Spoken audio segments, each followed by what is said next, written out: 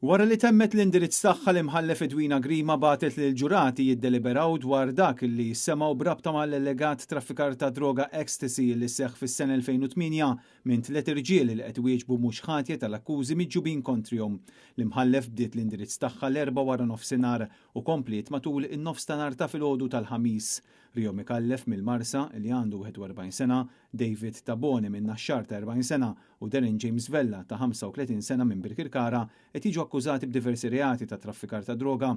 Il-ġuri beda it-tnejn 24 ta' Marzu biex għalhekk issa l-ġuri daħal fil-11 il-ġurnata tiegħu wara ħafna talbiet mid-difiża sabiex jiġi xolt minħabba li tnejn mill-akkużati rridu jgħaddu ġuri mingħajr il-preżenza tal-ġurati.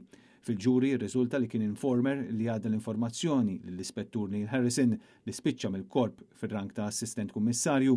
Sar magħruf ukoll li 3 akkużati kienu ħbieb fi żmien li saru l-allegazzjonijiet u huma kienu jiltaqgħu fl-istess bar f'Birkirkara, filwaqt li wieħed minnhom kien imexxi bar differenti fl-Inħawi.